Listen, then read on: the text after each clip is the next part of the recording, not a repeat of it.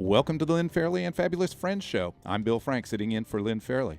On today's show, we'll be looking at California's End-of-Life Options Act.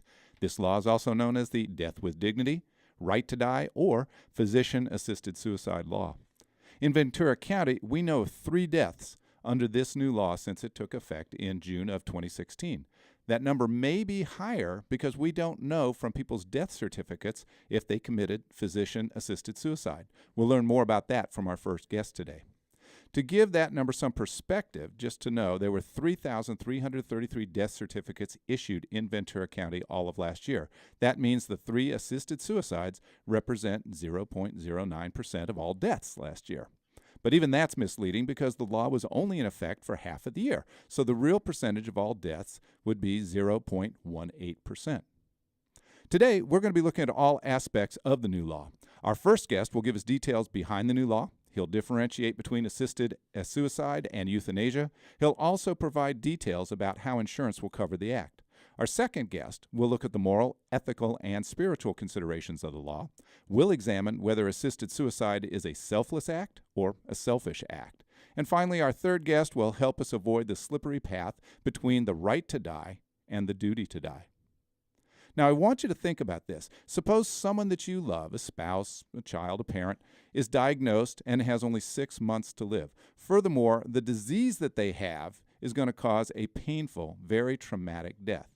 Your loved one comes to you and says they want to exercise the End-of-Life Options Act, which they can now do under California law. What would you do? How would you feel? Share your thoughts. Give us a call at 650-1590. That's 650-1590. We begin today with Dr. Lanyard Dial, CEO of Livingston Memorial Visiting Nurses Association. He's one of Ventura County's leading experts in geriatric medicine, palliative care, and hospice. Welcome to the show, Dr. Dial. How are you? Great. Thank you very much for having me. We're glad to have you here. You're going to set the stage for us. The California End-of-Life Option Act took effect in 2016. It was passed in 2015. It took effect about mid-year last year. There's still many misconceptions about the law, about what people can do, about what doctors' roles are, what the patient's roles are, etc. It is very convoluted. I'd like you to help sort of clarify that for us. Take us through what a patient, such as myself, if I wanted to end my own life, what would I have to do? What conditions have to be met? So it all starts with you and your doctor. And so you begin a conversation with the physician who's taking care of you, that this is a request of yours. You must eventually put that request in writing, but it starts with a verbal request. Doctor, I'm interested in talking to you about this. The physician's role is to verify some facts that they need in order to be able to prescribe the medicine for you. First, you have to be competent to make that decision. So in our conversation, as you're requesting it, I'm going to be looking to see, is this your request? Are you capable of making this request? How's your brain working? If I have any questions about that, then I'm to turn to a psychiatrist to evaluate you. All right. Now, but if you're my primary care doctor, you're going to have a pretty good sense of that. I should have a pretty good sense of that, but it's not necessarily your primary care doctor who's the one you're going to turn to. In this community right now, there are many primary care doctors who are unwilling to write such prescriptions. So you may be actually seeing another physician that you're referred to or that you know about, and you will be having a conversation with that physician. So they're going to want to try to judge your competency to make that decision.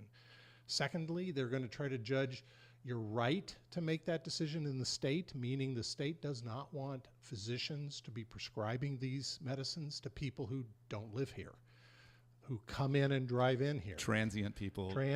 People who live in other states that have heard about this. So the doctor is required to verify that you're a citizen of the state of California. Driver's license, deed of trust of a house you own, taxes you pay in the state. There are various ways in which you could prove to that physician, I am a resident of the state of California. And then probably the most crucial of all of these, are you terminally ill? The terminal illness piece is essential. You can't gather this medicine to be used in 10 years. You can't store it and save it. You must be able to tell the physician, here's my illness and here's why I'm terminally ill, and that doctor needs proof that that's true. And that's a huge judgment call on many physicians' viewpoints of, are you terminal with this disease or not? When hospice started in the mid-1980s, it was really hard for physicians to determine, are you terminal? How bad are your lungs? Is your heart? How bad is your kidneys? Certainly if you have metastatic cancer, that's an easy one. Okay. Widely metastatic cancer not responding to chemotherapy, odds are very high you're going to die in the next 6 months. All right, but let's talk about the patient himself or herself in this case. The patient has to be cognizant. Got it. That makes a whole lot of sense. Patient also has to be able to administer the drug. So if I have some debilitating disease, it's painful, it's excruciating, but for some reason I can't move, I'm immobilized, am I eligible for this program? You must be able to self-administer the drug. So most people, even with excruciating pain, even with widely metastatic disease, even with bad lungs or bad hearts, can administer the drug themselves, and that's part of this law. Now you get to the typical disease in which it's hard to do that, and that's ALS. Amyotrophic lateral sclerosis, Lou Gehrig's disease, yes. paralyzes people but leaves their mind intact. So very frequently those patients will have a lack of ability to use their extremities. So for that illness, you want to be able to have those patients get this medicine at a time frame in which they can self-administer the medicine. And so that's a real tricky point in this. And the reason I think that's in the law is they want to assure as best they can that no one is using this medicine on you to take your life against your will. That would be the big difference between euthanasia and assisted suicide. Absolutely. And this is not euthanasia. This is physician assisting you in your decision to take your own life because you have a terminal illness. So the law wants and put in very clearly, you must administer that yourself.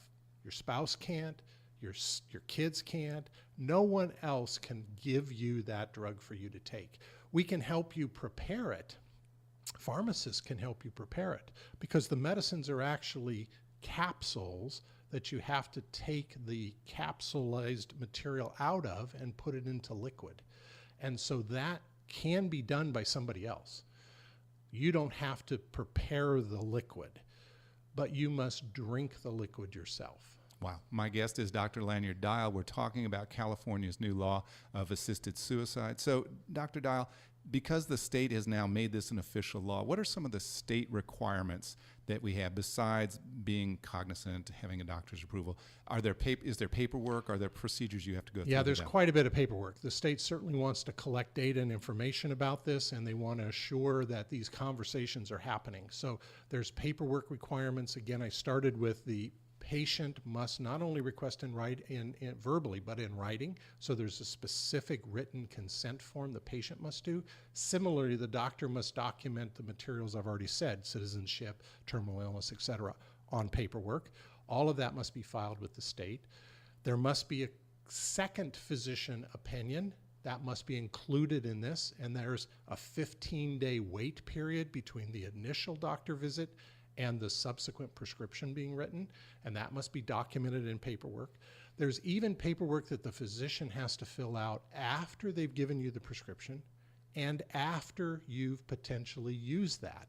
So there's paperwork for the physician to fill out of what happened after you got this medicine. So there's a lot of paperwork that has to be done. Can the patient chicken out and decide not to take the medicine? Absolutely. And in fact, if you look at the longest state that's done this, Oregon, about 2/3, maybe 60% of the patients who have gotten prescription drug to do this have taken it. So that tells you there's another 40%, 35 that have not taken it. They got medicine, but they didn't choose to administer that medicine. And I think that says a lot about our culture right now in dying, where people are afraid of what might happen. And if they have access to this drug and are appropriate for this drug, they can get it and keep it just in case they need to take it because their journey over the next several months could be bad and they're worried. And so having this medicine gives them a comfort of knowing I have the drug here. Some listeners might be like me and they were wondering if a person does opt not to take the drug, What happens with those prescription medicines? I mean, clearly they're lethal, and you don't want them falling into the wrong hands or being flushed down the toilet. What happens? Yeah, all medicines that we use in hospice care, and we are all the time prescribing dangerous medicines to hospice patients that we don't want out in the community. Similar here. These are drugs that should not be taken or should not be available to people other than the people we write them for, particularly to use. Our responsibility is those medicines are actually owned by the patient. The patient and their family are instructed on how to appropriately dispose of medicines. And disposal of medicines in the Ventura County is regulated. It's not done by dumping things in the toilet. It's done by mixing them, typically with coffee grounds or something else, and then disposing of them in the trash. I see. All right. Let's talk about the insurance angle on this, because there are two things that intrigue me about insurance. First of all, does insurance pay for this? So we're pretty young in this in the state of California, and it is a little bit all over the board. The state Medicaid system, called Medi-Cal in the state of California, has made an agreement it will pay for this medicine. Kaiser healthcare system will pay for this medicine, but there are many payers still on the fence of will this be covered or not be covered. And clearly Medicare doesn't have law because that's a federal program. And so there's no law in there that says will they or won't they pay for this medicine right now. So it is a bit all over the board today. And payment for this drug is big because this drug can be $3,000-$4,000 worth of medication. I've seen it even as high as $5,000 in California. All right, so that's on the insurance side, taking care of the medicine. What about on the tail end? After the patient has died, they have assisted their suit, they're dead at this point. Life insurance. What is the cause of death that goes on the death certificate, and how does that impact their life insurance payout? Interestingly, the law itself has specifically written in that detail. The law itself says the terminal disease is the disease listed on the death certificate that took this person's life. The issue of taking this medicine is not addressed at all on a death certificate. Life insurance is addressed in the law. Life insurance must treat this as a death due to the terminal disease, not due to the use of this medicine. Interesting. My guest has been Dr. Lanyard Dial. He's the CEO of Livingston Memorial Visiting Nurses Association. You also do hospice. Doctor, what would you want our listeners to know about Livingston? Livingston is the only nonprofit home health care and hospice in Ventura County, so we provide care to anyone who needs it. Our position on end of life is we believe strongly in hospice care, and provision of hospice care helps people die peacefully and comfortably at home. If this is a medicine that you choose to bring into hospice care, we'll provide you care and make sure you're comfortable and peaceful as you use your End of Life Options Act in the home. Many of our patients die peacefully and comfortably without using medicines like this. That is great. And if you missed any or part of this interview and you want to catch more, you can find it on Lynn Fairley's website. Go to Podomatic, and you can download it from Podomatic from Lynn Fairley, or go to Facebook, facebook.com/Lynn Fairley. So now we know the California End of Life Options Act includes many provisions to protect both the patients and the doctors. We discussed how the law addresses both medical and life insurance questions. What the law may not, though, have discussed is the dilemma that happens when Medi-Cal, that covers both prolonging life and ending life payments, might face. We'll talk more about that with our third guest today. What Dr. Dial also didn't mention is that California's End of Life Options Law sunsets in 2016 unless the legislature renews it. That's something we'll discuss with our next guest. Here's a bit more background on California's End of Life Options Act. The law passed over many objections. One influential group told lawmakers it was neutral on the law. That group? The California Medical Association, the trade group that covers 43,000 doctors in the state. That was a 180-degree change from their prior position. Before 2015, the CMA was against physician-assisted suicide. So I invited a spokesperson from the CMA to appear on the show to discuss this reversal. I made repeated email and telephone requests. The CMA did not respond to any of my requests. Next up, we'll look at the moral, ethical, and spiritual implications of California's End of Life Options Act. My guest is Father Dave Heaney. Father Dave was an associate pastor at St. Paschal Baylon Church here in Thousand Oaks for years, so he knows the people of Ventura County very well. Recently, he was promoted to pastor at St. Bruno's Church in Whittier. Joining us on the phone, welcome, Father Dave, to the show. How are you today? I'm great. Thanks for having me. Well, thank you for being a guest, and thank you for stepping up to talk about this. This law has so many implications, but I just want to lay the groundwork with you, if we can, real quick, because I think I know the answer to this question, but I want to get it out there for the listeners to hear. Sure. What's the Catholic Church's position on suicide? Well, we consider suicide basically a homicide by oneself. We also believe that it's almost never premeditated, if you will, or really a rational decision. Oh, now that's interesting. Why is it not a rational decision? Well, because we feel that that God placed within us such a profound sense of self-preservation that suicide really only occurs in moments of profound depression, just sadness, aloneness, feelings of abandonment.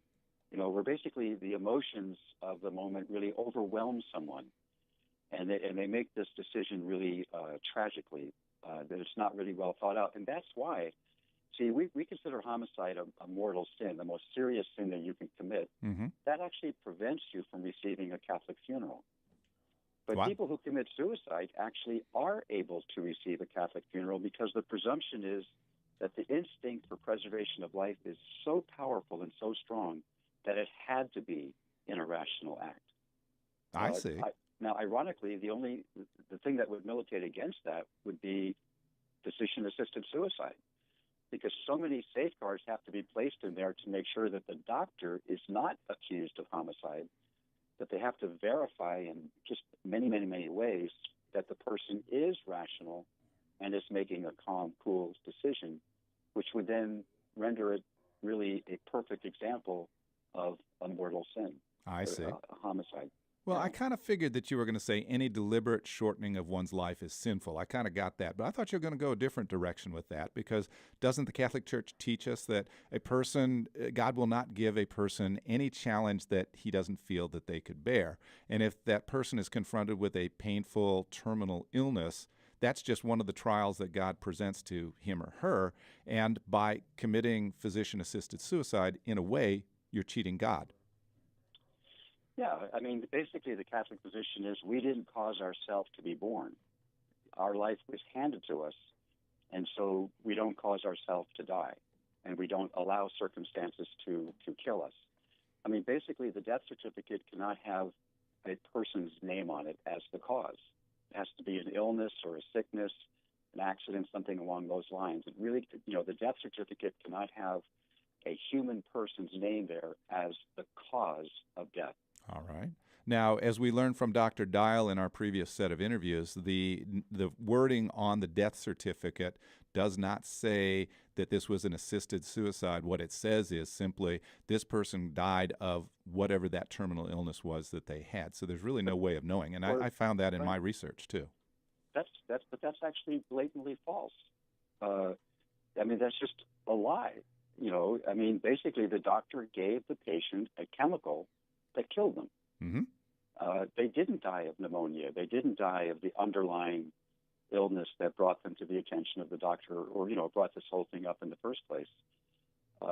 They died by the drug. So I find that really kind of an interesting hiding. It's almost like the state didn't really want to acknowledge it. They're hiding the actual truth.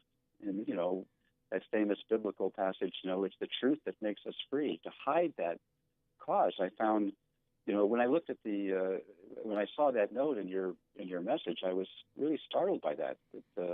Why would they falsify a death certificate? It's almost like they're embarrassed by the act itself. Well, it's interesting that the state is so deeply involved in this to begin with, but that is a whole nother discussion for another time. Well, Father Dave, I'm going to come back to this in a different way if I can, and just ask you straight up. Is physician-assisted suicide a selfless act or a selfish act? Now, the reason that I ask the question is if I know I've got ALS, Lou Gehrig's disease, for example, I'm going to die. There is no cure, and the chances are they're not going to find a cure in 6 months. So if I don't want to put my family through seeing me become vegetable, basically, before I pass away, would physician-committed suicide be a selfless act or a selfish act? I would say neither. I wouldn't really call it either selfless or selfish. I would say it's misguided or unfortunate. I mean, the very motives that you're telling me right now are noble, and so from your intention, from your subjective intention, you're not being selfish or selfless. But I would say you're mistaken or misguided in this way. Our Catholic view is that from the very first moment we are aware of ourselves and can make free choices, our role in life is to use our entire life, our body and blood, as we say at Mass, our entire being for the good and happiness of those around us, to use our life for some good. We don't stop that job, if you will, when we get sick. I'm doing a wedding later this afternoon. The couple is going to make their promises to be faithful to each other in good times and in bad. Mm-hmm. The wife doesn't say to the husband, you had the flu this week. I guess the marriage is over. We are faithful when we are healthy and faithful when we are sick. So when you get sick, and even if it's a terrible disease that's going to kill you in 6 months, that job to use whatever it is that you have for the good of others doesn't end. So you still have 6 months in which, maybe you don't get so wrapped up in your own illness, but you have 6 months in which you can still be loving to your family. You can offer insights to your family about your final 6 months. Perhaps some wisdom has come to you as a result of facing this illness. You can use that wisdom and insight to help and guide your family should this thing happen to them. So your life is still important and powerful and impactful and not over. And so, look, I mean, our most famous example is Jesus is on the cross. He's being executed on the cross. We're going to coming up to Holy Week, in which we celebrate that. And while he's on the cross, he is thinking of other people. He takes care of his mother and St. John. He says to the thief next to him, "This day you'll be with me in paradise." And he says even to his executioners, "Father, forgive them, for they know not what they do." So even while he's just hours away from his own death, he's still working, if you will. He's still fulfilling his job as Messiah. So our life's mission doesn't end with illness or sickness. All right. So, my guest is Father Dave Heaney. Dave, I get that. Most of us are not Jesus, though. I mean, realistically, we all have, and I know Jesus was a man and he had his trials and tribulations just like any man would have. But that being said, he is, if you will, way above normal men. So the question becomes, how would you counsel a person? At the top of the hour, I set up a fictitious example of a loved one comes to you and says that they're dying. They want to exercise this option. Let's say it was one of your parishioners. What would you tell that person? They're going through the thought process of physician-assisted suicide under the California End-of-Life Options Act. What would you say to them? How would you counsel them? Well, I would really say the same thing. I said, look, you have a few months left. How are you going to use this illness for the good of others? How are you going to use your final months to help other people? And don't artificially take it yourself. You cannot kill yourself. In any other kind of form of legal fiction of physician-assisted suicide, et cetera, it just doesn't take away the fact that there's going to be a human person's name as the cause of your death. From where would I get that strength, though, Father Dave? I mean, that is a big statement. That is a powerful statement. Let me tell you this. I'm coming up on my 40th anniversary as a priest, and I've been to hospitals, several times a week, for all those years. I mean, a lot of priesthood is dealing with sick people, and a lot of priesthood is dealing with dying people and funerals and that kind of thing. So this is something that's part and parcel of my life for 40 years. And I have always found that when someone is facing death, the family and the people around them take it much, much more hard than the person who's actually facing it. I've always found that the person who's actually facing death, the actual person, not a theory, not an example, not a for instance, but whenever I have dealt actually with the person who's facing death, they are much more at peace and much more calm than the family, because it is the most personal experience. They have had the time to make sense of it, to make peace with it, to figure out what they're going to do. It's usually everybody else that's all up in arms and all kind of crazy. But my experience has been that very often the person, when it really hits them that they are dying, the grace comes to people. It doesn't come to them beforehand. It comes to them at the moment they need it. Wow. So sometimes we feel like, I'll never do it. I'll never be able to face it. Well, you're not going to get the grace right now because you're not facing it. You only get the grace at the moment when you need it, and not before. So we just hope. But that's been my experience. All right. Father Dave, can you stay with us for a few more minutes? We'll come back to you right after. We have to do a regularly scheduled feature on this show. So Okay. do you mind hanging with us for a few more minutes? We'll come right back to you after this feature. Absolutely. You're listening to the Lynn Fairley and Fabulous Friends show here on KVTA 1590.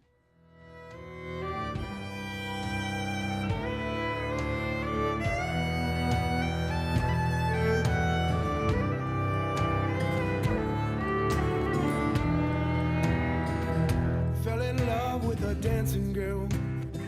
Fell so hard that it rocked my world. At this point in the show, we take a moment to salute our public servants. Most of these people do their job without recognition, yet their contributions are immeasurable. Today, we salute two people at opposite ends of their careers in public service. One is concluding 30 years of service in the U.S. Navy. The other is beginning her career in law enforcement with the Oxnard Police. Master Chief Petty Officer Barry Bender retires this year after 30 years in the Seabees. During his career, Master Chief Bender served in many places around the globe: Iraq, the Philippines, Antarctica, one of the most inhospitable places on the planet, and Italy. Master Chief Bender and his men served the Navy and the State Department. He built schools, dug wells, and built permanent housing wherever he served. Police Officer Erin Bruno is starting her career with the Oxnard Police. She joined the force later than many of her fellow officers, following a career in the private sector. Besides her patrol duties, Officer Bruno serves in other ways for the Oxnard Police. She serves as a scuba and dive rescue team member and on the negotiating team. Her colleagues call her the meth whisperer. She has an uncanny ability to calm suspects on methamphetamines. We salute both of these public servants and thank them for our duty to both our community and to their country. Remember, you're listening to the Lynn Fairley and Fabulous Friends show here on KVTA. I'm your host, Bill Frank, sitting in for Lynn Fairley. Our show today is on California's End of Life Options Act, and we're looking at all aspects of the law. Share your thoughts on the law. Give us a call at 650-1590. That's 650-1590. So far, we've heard from Dr. Lanyard Dial, who kind of laid the groundwork for what can and cannot be done under the law. Now we're talking to Father Dave Heaney about the moral, ethical, and spiritual implications of the law. And Father Dave, before we had to break there at the bottom of the hour for that, we were talking about getting the grace and having that divine, if you will, divine intervention that kind of puts you at peace with death. I want to switch gears, if we can, for just a minute. Because you are a man of the cloth, because you are a Catholic priest, I found it interesting, and perhaps you will too, that Governor Jerry Brown is a former Jesuit seminary student. And we read in the newspaper when he was deliberating this, whether or not to sign the law, he said he took into account the moral, spiritual, and ethical aspects. And then he said he signed the law because in the end, and I quote, "I was left to reflect on what I would want in the face of my own death," end quote. Was Governor Brown really considering all aspects of signing the law, or did it just boil down to his personal decision? Well, who knows? I mean, he didn't ask me about it. Should have, maybe. And, I found that I remember reading that myself, and I don't know whether that was actually the case or he put that out for some kind of political cover. Who knows? A lot of these things are focus grouped, But I think that I would rather not have my governor, that public policy is kind of funneled through his personality, like what he particularly likes or what he would do for himself. That public policy for California has to funnel through his particular likes and dislikes. I don't think that's being responsible. What if he has some kind of quirky attitudes about things? Then we're all sunk. So I think it would have been better if he had said something along the lines of, I didn't put this through my personal likes and dislikes, but really thought in the wider wider categories of what's good for the people of California and people of all faiths, et cetera. So I thought that was kind of a self-serving statement. I didn't make much sense to me, and I don't think it makes much governing sense. I don't want public policy funneled through the particular quirks and curiosities of Jerry Brown. By saying what Governor Brown did say, was he in any way invoking his past life as a Jesuit seminary student and trying to get cover from the Catholic Church? I think I don't know Jerry Brown personally. I've never met him, and I have no idea what his personal religious situation is. But at least from a public behavior viewpoint, those of us in the Catholic faith have felt for a long time that he hasn't really been a practicing Catholic for some time. So whatever he feels inside, is between him and God. But we haven't felt that he is, kind of demonstrated Catholic behavior in decades. Yeah, I can see that. Now, Father Dave, the law's up for renewal in 2026, and the legislature will have to repass it when that time comes. Mm-hmm. And can you give us some preview of coming attractions? What might the church do in order to lobby legislatures for this law or against this law? Well, I think one of the things is we talk about consequences. So certainly, we do have lobbying efforts in Sacramento and in different capitals around the country. But if the further implications of right to life, if a person has a right to die, then they actually don't need any medical diagnosis, because a person's understanding of pain is very subjective. It cannot be measured. Anyone can simply walk into a doctor's office and say, "I feel a lot of pain. Give me the drug now." And really, technically, there's nothing the doctor can do to refuse that. If a patient reports pain, it can't be measured. It's a subjective experience. On what basis can a doctor refuse it? So I don't think this really has been thought out really in kind of the consequences going forward. Eventually, right now we kind of put it in terms of, medical diagnosis, but really there is no basis for that. If someone reports, "I want to die," then technically, according to this act, the doctor has to give him the drug, right? Right. My guest has been Father Dave Heaney, who is now the pastor at St. Bruno's in Whittier. And Father Dave, you've got a new gig. Do you mind telling us about the new gig that you have on the radio? Yeah. Every Monday through Thursday from 6 to 7 o'clock, I'm on Immaculate Heart Radio, which in Southern California is AM station 930. And I'm old KHJ. KHJ, the old KHJ, and the real Don Steele.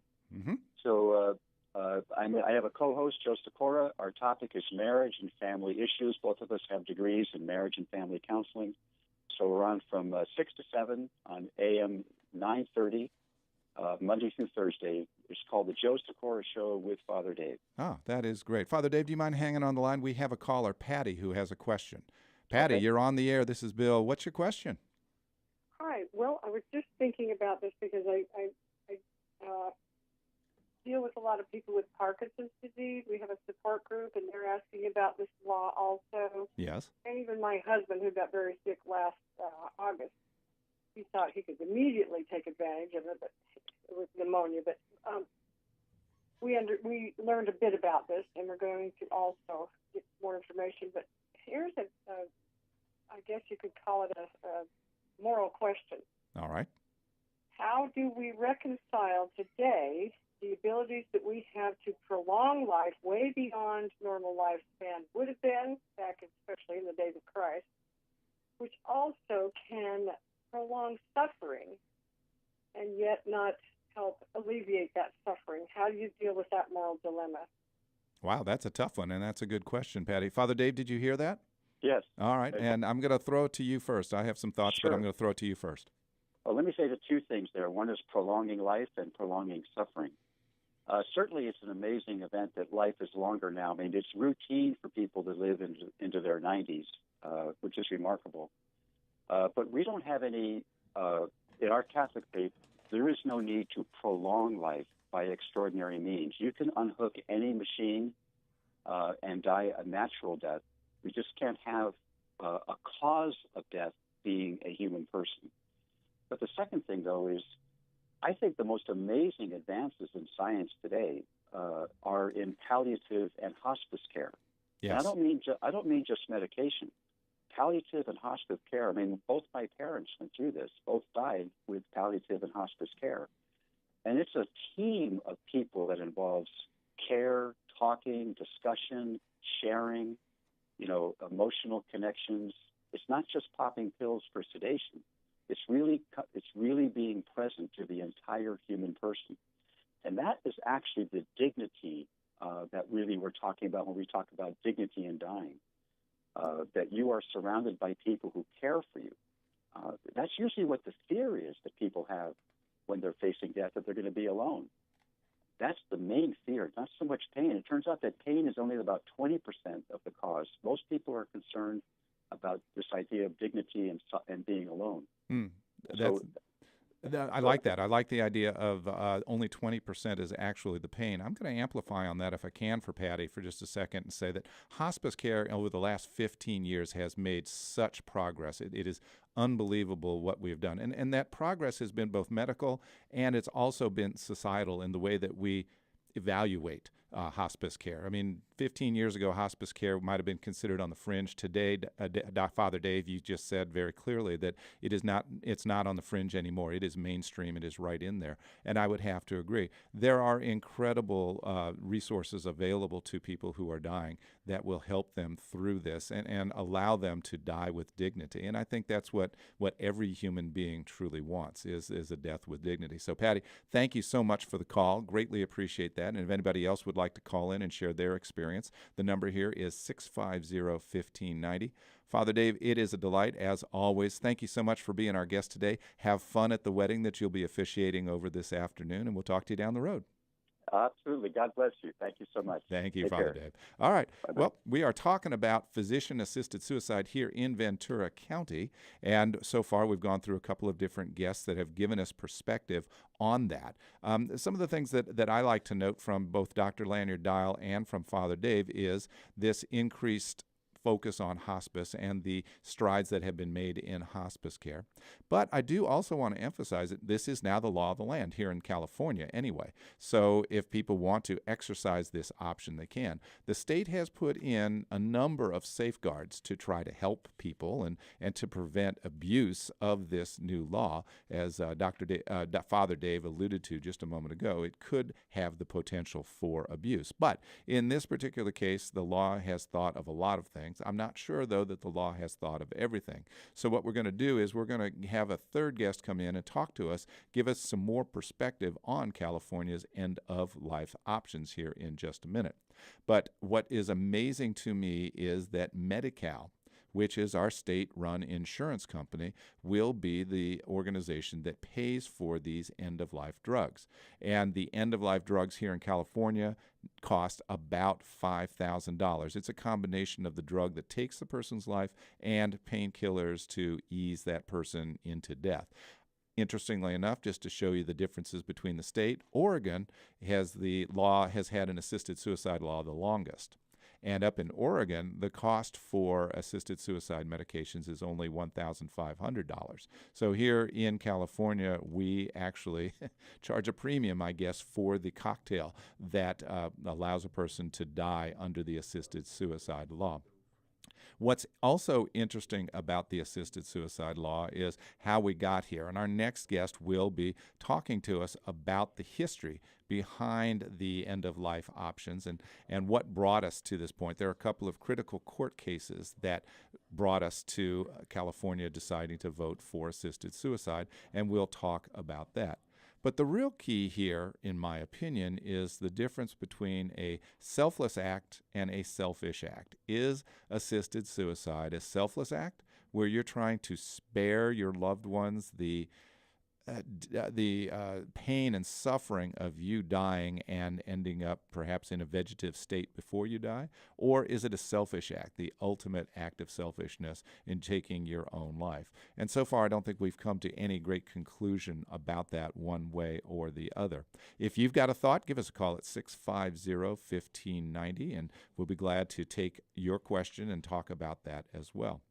But there are safeguards in place, and as I was saying, Medi-Cal is the agency that pays for both the life-extending drugs and the life-ending drugs. So there will come a time very soon where a dilemma is before Medi-Cal, because they may have a case where a terminally ill patient wants to try some experimental drug to help prolong his or her life. And Medi-Cal will look at that and say, no, we're going to deny that claim. In fact, there are all sorts of experimental drugs that cost tens of thousands of dollars, which may or may not work to extend a person's life beyond the 6-month diagnosis that they've been given. And Medi-Cal will have to face that. It's not so much that Medi-Cal will turn that down, because they're looking out in the best interest of all of us and trying to take care of the taxpayer dollars in determining what will be prescribed and what won't be prescribed. But what concerns a lot of people is Medi-Cal also has the option for the end-of-life medications. So if a person comes to them, wants the experimental drug, does not get approved for the experimental drug, how long will it be before Medi-Cal says, we won't give you the experimental drug which will allow you to live longer, but we will pay for your end-of-life drug, which will allow you to take your life and end your life sooner? And how long before they start making that kind of a call? Today, in the early stages, remember, we're only 6 months into this law. In the early stages, they're saying, no, that will never happen. But of course, the law has so many protections in it for the physicians that prescribe the drugs, for the agents, the insurance companies and the agencies that are paying out these payments, that who knows down the road whether Medi-Cal will be put into that predicament, because they'll be shielded by the law. The law says you can't sue them if they make this option. Does it sound far-fetched? Think it'll never happen here in California? Well, again, the only thing we can do is look to history and look to the state that has had the assisted suicide law in place the longest, and that's the state of Oregon. Up in Oregon, they've already encountered this sort of a dilemma.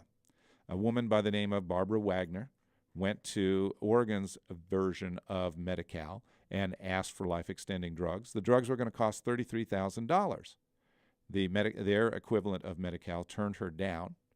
And as a footnote at the bottom of the letter denying her claim, there was mention made of the assisted suicide drugs that were available for only $1,500 up in the state of Oregon. Now, was that an out-and-out advice to her to take her own life? No, probably not. And I don't know the law in Oregon, so I don't know what protections their state insurance agency has, but clearly they will have some sort of protection to run cover for making that kind of a suggestion.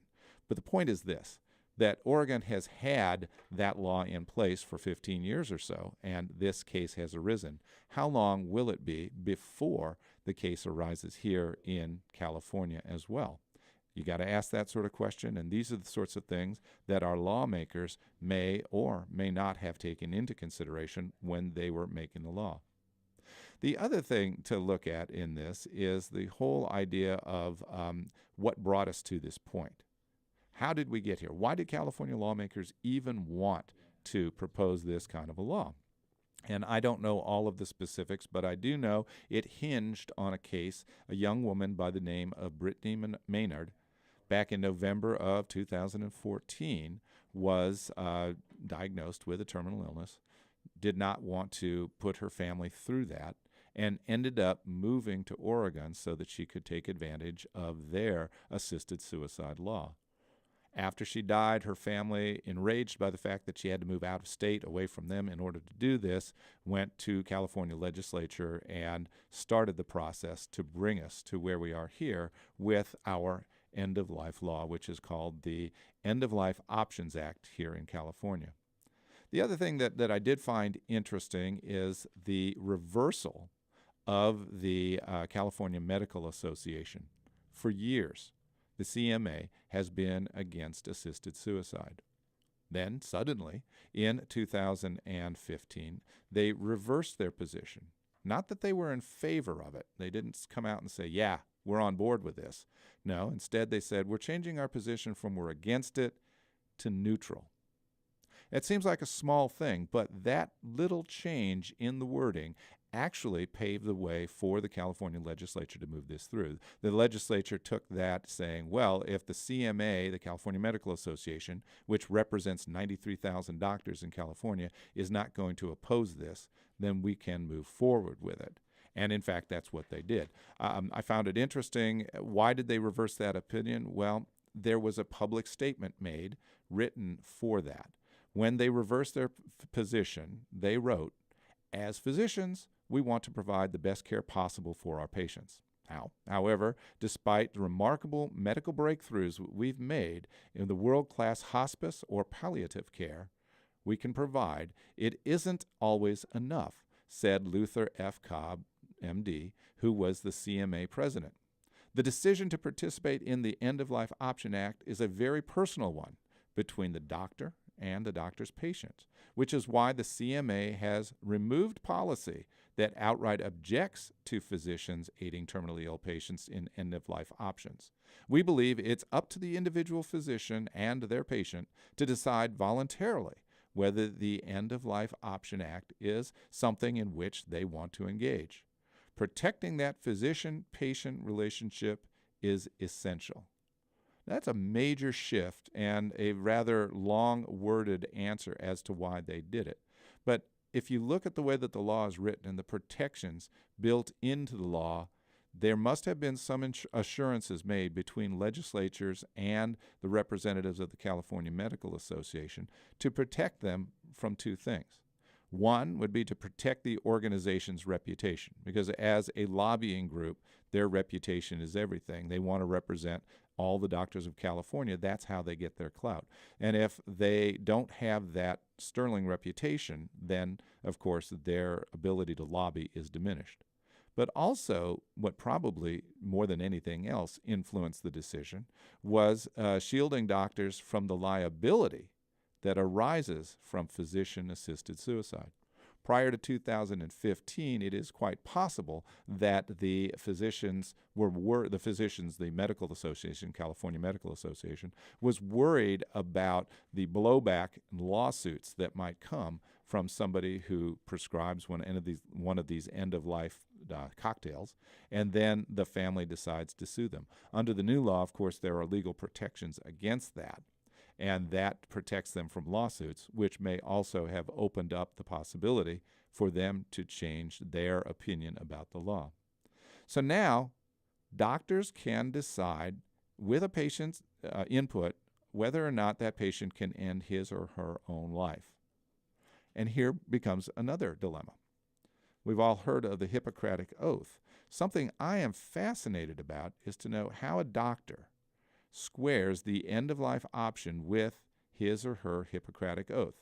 And remember, the gist of the Hippocratic Oath is, above all else, do no harm. Well, if you're giving somebody the cocktail to take their own life, that is the ultimate harm. So are you, in fact, living up to that oath?